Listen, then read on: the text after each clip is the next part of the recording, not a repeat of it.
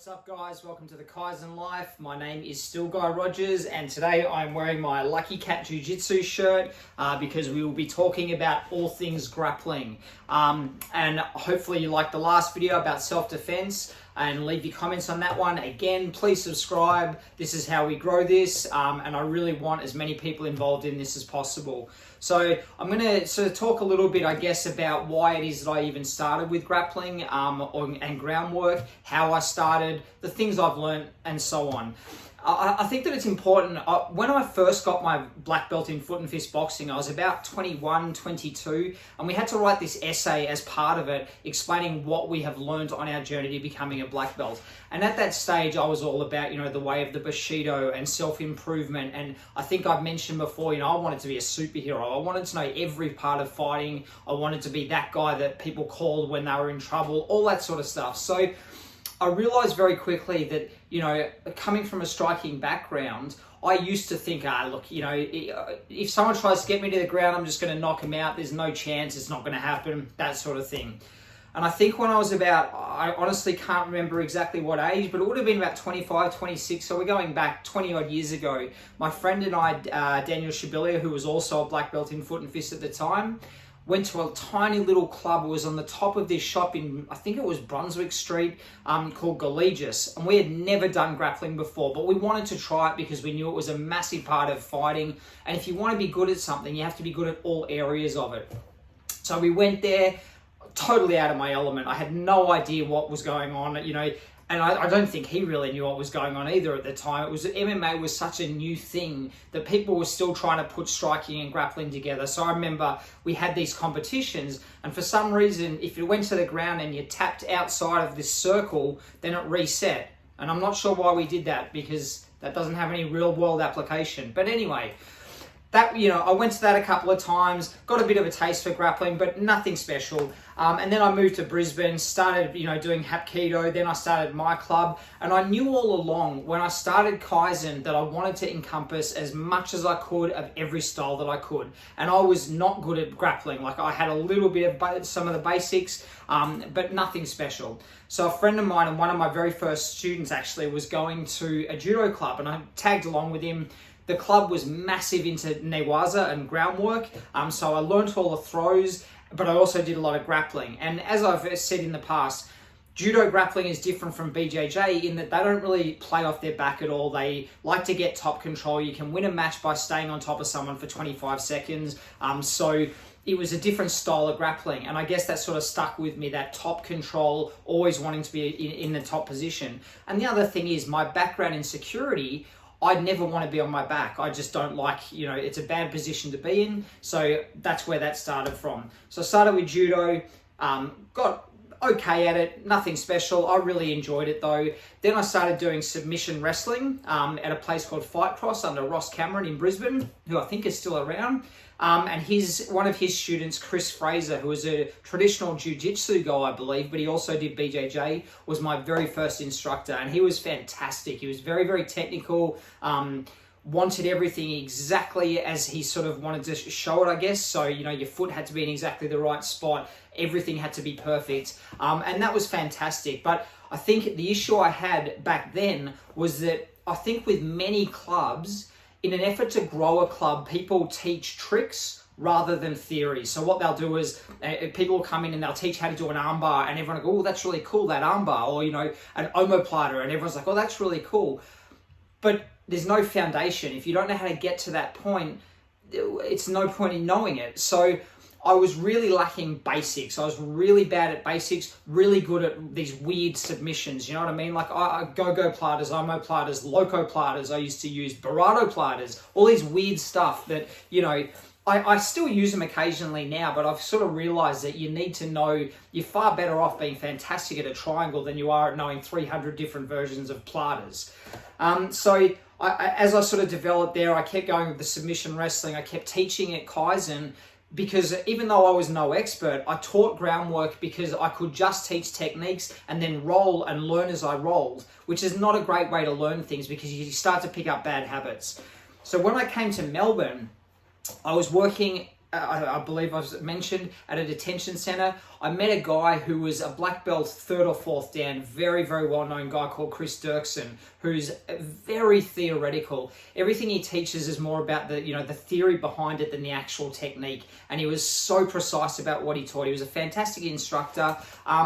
We had our issues. He was not a people person, and I think that really held him back a little bit. But as far as his content, I would not be who I am as a grappler without what he taught me. So he was huge on basically posture, was massive for him. So, when you're in someone's guard, how to chase their hips, how to tilt your hips forward so that you're not getting broken down all the time. And so we would spend, 2 hours in the same position over and over again. This guy was like, I can't even explain it. He was so obsessed with BJJ. One roll could last, 35 minutes until someone taps. That's how much he loved BJJ.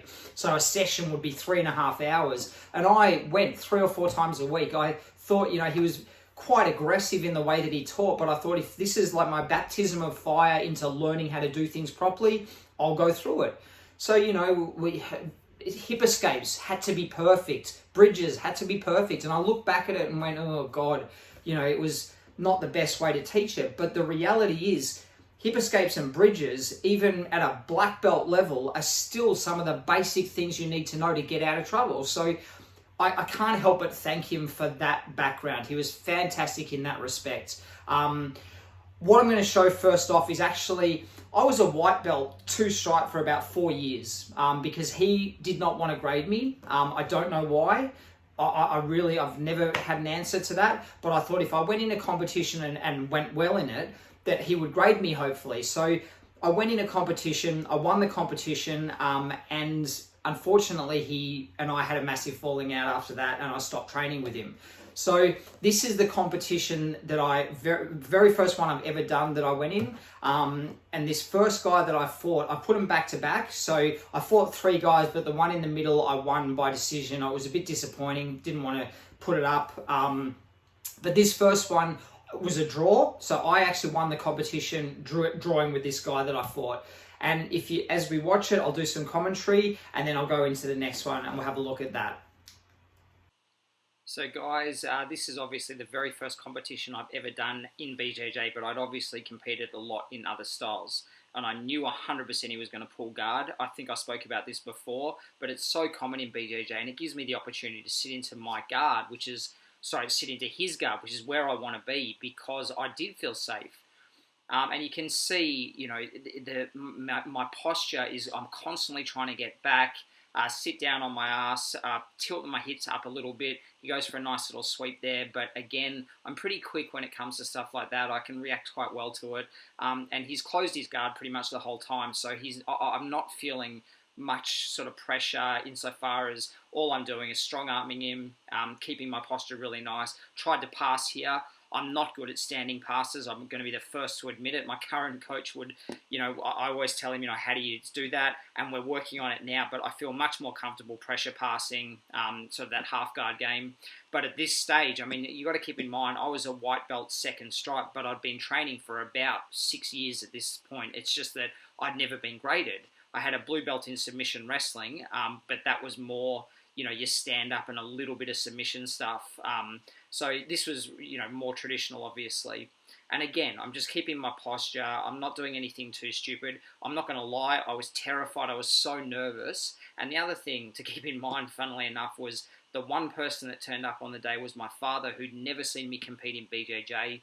He's much older. He was about sort of 89 at the time, walked with a walking stick, and he stood on the side of the mat for the whole day, all of my fights. So, I was really conscious of trying to do good for him and so on. So again, you can see him trying to sweep. I knew that was coming, so I was waiting for him to... All I'm doing here, my game plan is to wait till he opens his legs and then take advantage of it. There's no point trying to force something because realistically he can't do anything to me with his legs closed, so he's going to have to open them eventually, and that's what I'm waiting for. But he's really good. This dude was the nicest guy. As I say, we both drew this competition together, and this was this was the first fight of the day. So again, I'm just trying to protect that arm to not let him get double grips. When he does, I just sit back. You know, there's no danger as such. As long as his legs are closed and I'm chasing his hips, so you watch me turning around, constantly moving to keep my hips in line with his. So I don't feel any danger. As you can see, he hasn't actually tried to submit at all. He's only looking for sweeps. I don't know, maybe that's because my head's too high for him to start breaking my posture down. Again, he looks for that sweep.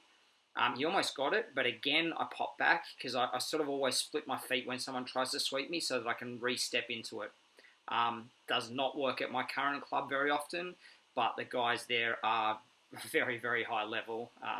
Lee, Lockie, DJ, all the Tran brothers, those guys, yeah, different style of game. So yeah, this is pretty much how this fight plays out, to be honest. It's me in his guard. I think at the very, very end, I did pass, or I almost passed. But yeah, it's not the most exciting grappling event ever. Unfortunately, this was nice. He did really well. But once I get that old school foot in, that's my favourite pass. At this time, I hadn't perfected it yet.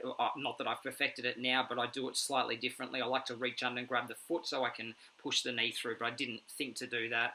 Maybe nerves. I remember the umpire said to me, you know, are you sure this is your first competition? You seem very, very calm, if not bored, as you can see by my face here.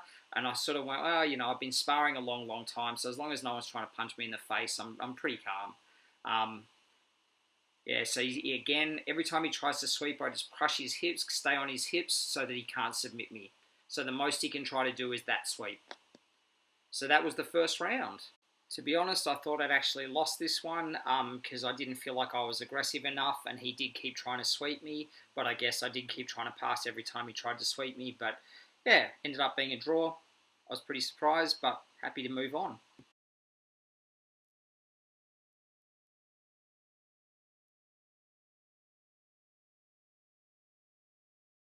So this was the final round, and I'm putting this up because I decided if I'm going to go out, I'm going to go out on my own terms. So rather than let him pull guard, I thought, you know what, let's go for something that I love, sacrifice throw, because at least then I know I'm going to be on top, which was the most important thing to me, because once I'm on top and in my position, I can start instigating my own game, which in this case is, as you can see, I sort of sink into side control, starting to try to solidify my position rather than just go straight for a submission. So he's doing real well. He's obviously very active defending. I tried to step over to crucifix, but he got out of that really easily. That's something I do a lot now, or try to get that upside down triangle. But yeah, he's defending well. And again, I was nervous, but I just kept thinking to myself, you know, I'm not going to go out and try to just play for points. I don't like that sort of thing. I like to pretend that it's a real fight and this is real things on the line. So I'm trying to control his arm. In my head, I'm still thinking, strangely enough, can he headbutt me? Can he punch me? All those things that probably most BJJ guys don't think about. So yeah, again, I'm trying to get that crucifix, and then I thought, you know what, I'm going to start trying to fake him out here, so I'm going to pretend that I'm going to go for this far arm. There's nothing there. There's no figure four. I'm not even close to anything. Anyone that's done BJJ can see that, you know, I'm just doing this to fake him out. I'm not even below his elbow, but what I want is for him to start defending with his other arm, because I want his other arm, and that's exactly what he does here. He's starting to reach over, and that's what I want. I step over his head, and that's when I start to go for the other arm. And now I can take my time. I'm in a really good position. He's now having to defend the whole thing. And it's probably an ugly armbar, but I go into a Judo Armbar, so instead of 2 feet across his, so he can't roll backwards, I put my shin on his back, and I get the tap. So that was pretty good. I did a Mark Hunt walk off here. Forgot to do the whole arm raising thing. Ref was a bit surprised. Oops. But yeah. That was the round that got me the win for the competition.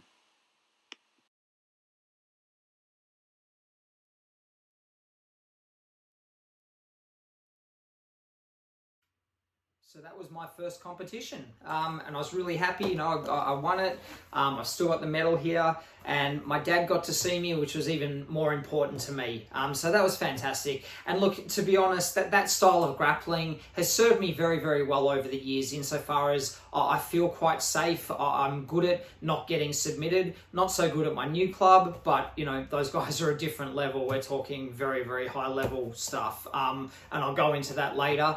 But The one issue I had was that I was so scared of being submitted because I didn't want to let Chris down, Dirksen, that I tended not to go for submissions. I didn't have much fun. I wasn't playful with my grappling. I just sort of, you know, if I had to stay on the bottom, I'd hold on. I wouldn't get submitted. I'd, you know, get top control and just stay there. And that's not really much fun. So when I sort of left that club, which unfortunately was after that competition, I moved around quite a bit. I went to a lot of different clubs. One in particular I stayed at for quite a long time and got my blue belt. I'm not going to go into that because it's somewhat personal. But essentially, the one issue I had was that most clubs were really sport-centric. So they really wanted to teach that sort of sports style of grappling, and I'm not about that. I'm really about the self-defense stuff. I don't like competing very much. I've done it, but I don't really enjoy it that much because I don't feel like I need to prove anything under that pressure given what I do in the rest of my life. And also, I don't think it's realistic. I don't think that pulling guard is a realistic way of defending yourself. And I think that jiu-jitsu can be very realistic as a self-defense style if you're somewhat critical of the limitations of it. And I'm always questioning stuff, so it's just my nature. I can't help that. But as I was saying, I bounced around a little bit, went to a few different clubs, and I finally, only last year, I believe, came to Hangar 4 MMA under a guy called DJ Kineski and Lachlan Johnson, who are the two head coaches. And look, you know, it's such a massive thing for me to just have fun at a club and feel like I'm welcome there. And from day one, I felt like that with these guys. DJ is an amazing coach. I'm not going to sit here and sing his praises for the whole time because I'm not trying to sell anyone on anything, but it is very refreshing that the things that I'm good at and that I know, he encourages, and he sort of, you know, is very nice about those things, but then he'll say, but you can do this, you can do that. He'll show me his game. I mean, he'll show everyone his game. No one can stop him from doing it, but you know, he'll share that and that experience and that knowledge. And it's not just a technique, it's a game plan that he'll teach. And then obviously Lockie is just a beast. Like, he, again, the way he explains things is very visual. So for me, that's fantastic. You know, I think he talks about an example of it was he was explaining something. He said, just remember to put your laces up. And I thought, oh, that makes sense to me. If you're wearing shoes, you got to put your laces up into their arm, or it was something like that. So the way that he explains things is great. And then there's just all these guys that are such high level, like, you know, all the Tran brothers. You know, Lee Redfern is another guy that, again, makes grappling fun. He'll literally commentate his role and sort of go, oh, you know, you shouldn't have done that. And, you know, because now I can do this. And it's how you learn. It's how I learn.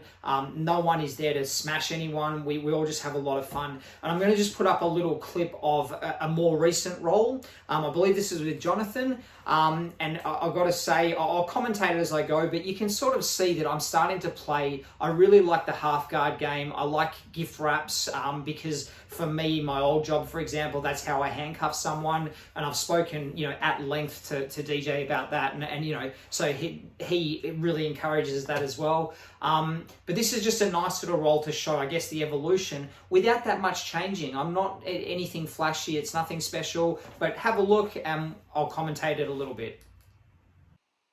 So this is just a no-gi grappling session with Jonathan, who is a purple belt at Hangar 4. Excellent grappler, very, very slick. I think he was sick this day because normally speaking, he would be just all over me from the get-go. And as you can see, I'm still playing that sort of half guard. I try to keep my posture good, but I mean, he's wrapped me up pretty much straight away. And he's got his feet in as opposed to closed guard, which I think, as I said in the last video, I'm not too concerned if someone pulls closed guard on me because it's quite limiting as to what you can do. But as you can see, Jonathan never really closes his guard. He's always trying to hip away. I'm really just trying to keep his hips to mine so that he's not attacking me. I'm looking for that sort of old school pass. I'm trying to reach through, get his foot, but he's wise to it pretty much straight away. Real calm. This is what I love. He's very calm. I'm trying to step through, so I just get past his leg here. But, I mean, to get past this guy's guard is impossible. As you can see, like, I'm struggling. I think he's back in half guard. I've got to make mention, his lockdown is insane. His brother Darren, I kid you not, I remember once we grappled and his lockdown left bruises up and down my shin. It was absolutely ridiculous. That's how tight his lockdown is. So back to this, you can see I've got one leg through. I'm starting to get the pressure on the far shoulder. I love that reverse keskatami, reverse scarf hold position, because it's really hard for someone to sweep me back the other way and I can start to work well. But Jonathan's really wise to it already. He's coming up on his hip. I'm just trying to get that shoulder back to the ground to stop him from getting any leverage on me. But I haven't done it yet. He's still got his shoulder off the ground, so he's still mobile. And I'm still trying to feed his arm through to almost go for a reverse gift wrap sort of thing, but it didn't work at all. Gone back to the reverse keskatami. I like transitioning. I always say to people that if you constantly transition, eventually opportunities arise. It's just a matter of going from one thing to the next. So, I'll switch from reverse kes to side control. Can't even see what's going on here. I don't think I've done anything major. I think he's still got quarter guard, if I'm correct. Yeah, he's still got my foot. Like I said, man, Jonathan's guard is so hard to pass. Most of the guys at our club, their guards are very, very hard to pass. And it's one of the things I love the most. I prefer a good guard pass over a submission, to be honest. I think they're, much harder to do because once you've got a good position, submission should sort of flow from that. But again, look at this, man. It's impossible to pass his guard.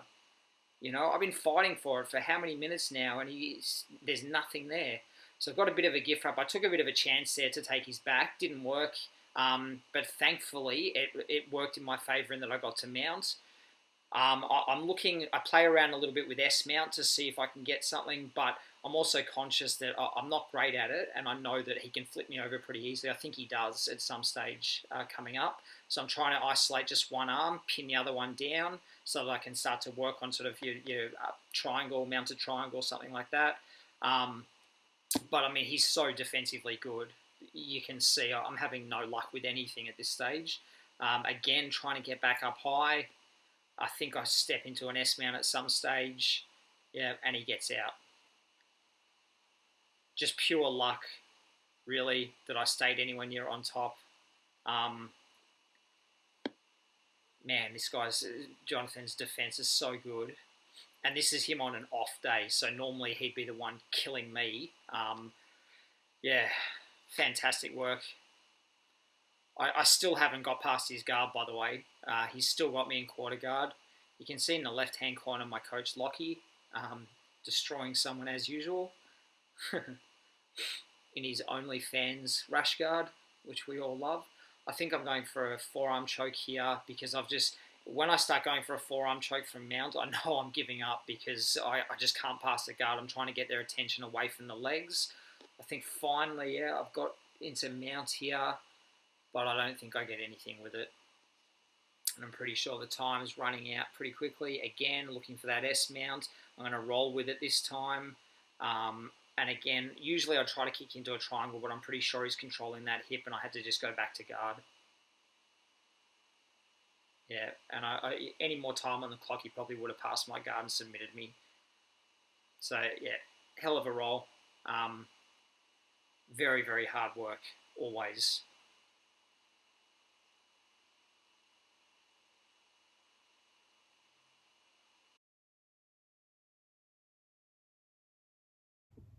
So there you go, nice little roll. Hopefully I've evolved a little bit from the competition days. I still see similarities, but you know what? It's about the journey. If someone turned around to you and said, I'll give you a black belt tomorrow, would you take it? I mean, some people would, but I'd be like, well, I've learnt nothing to get it. It's the journey, it's the people you meet. And the club I train at, the guys are fantastic. There's so many characters and amazing people and inspirational people. I mean, a massive shout out to a guy called Adam who trains there. He knows why I'm shouting him out. He's a big inspiration to me.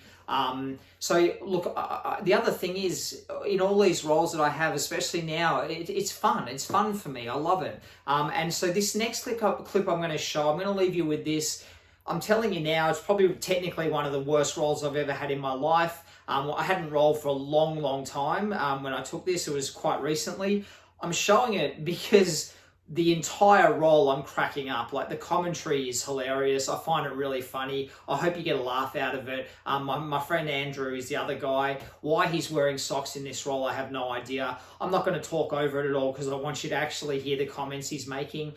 He's convinced that his animal style jiu-jitsu is going to beat me, and also that I can't armbar him because he works one bicep more than the other. It's some pretty funny stuff. So Andrew, I'm sorry if I'm making fun of you, man, but this was funny as I really enjoyed this. This is why I love training with him. Hope you enjoyed this episode, and any questions, once again, hit subscribe, hit me up, let me know. I'm happy to answer anything. I'm no expert on anything, but I'm really all about learning. So I hope you get that from me. And I'm also all about the journey of martial arts. And in future, I want to talk a little bit more about the way of the Bushido, which to me is extremely important because it encompasses respect, humility, loyalty, courage, all of these things that are so important. And I think are lost along the way of, especially now that MMA has become so massive.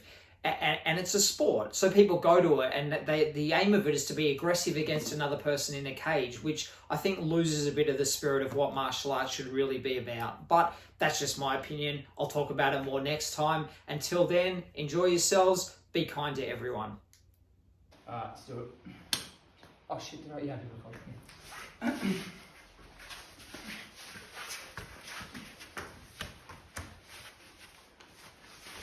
You might know monkey kung fu. Monkey jiu-jitsu.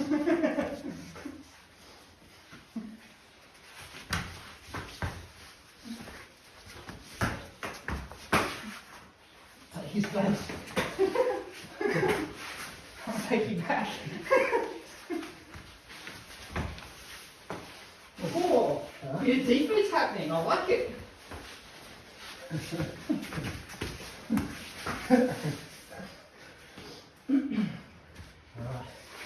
What's the audio now? Hey, Mantis? Yeah, go. Do it. You need to take top position. Sorry, man. Okay, I'll let you go. I'll just use snake.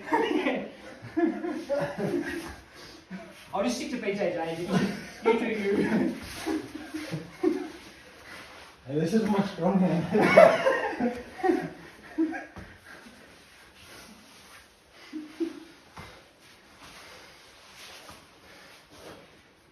You're only good at the no kills.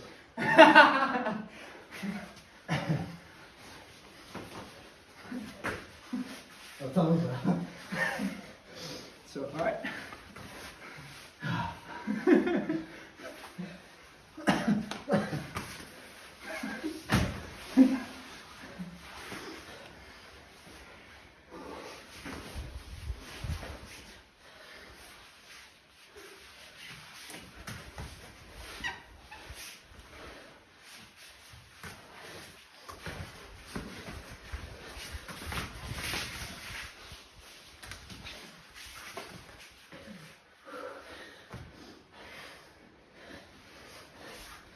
That's a strong hand. You can't go for one.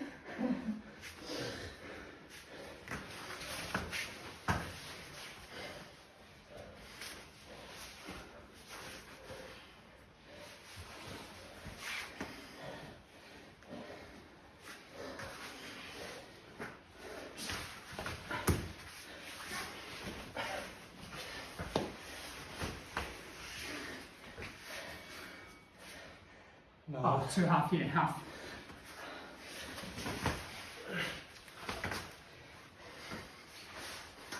Like a bit.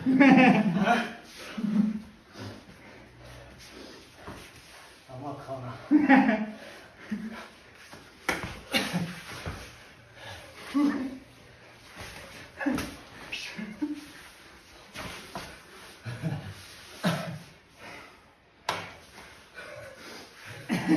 Yeah, you are, Connor.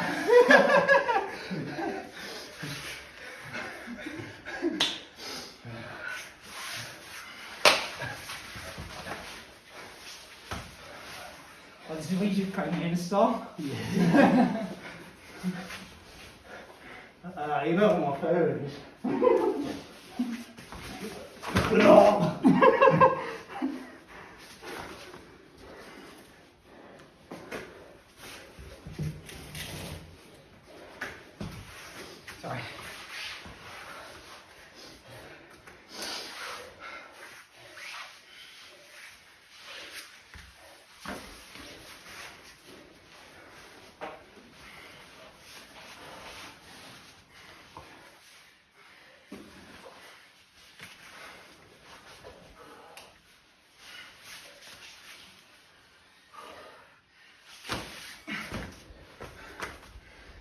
Is that it?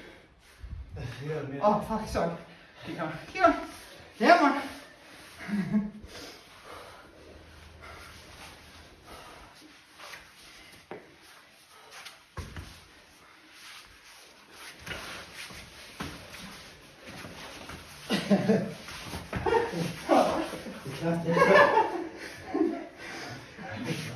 They almost worked.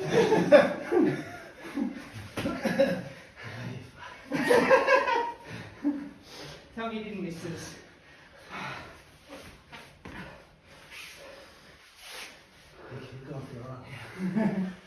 I'm going for your hand.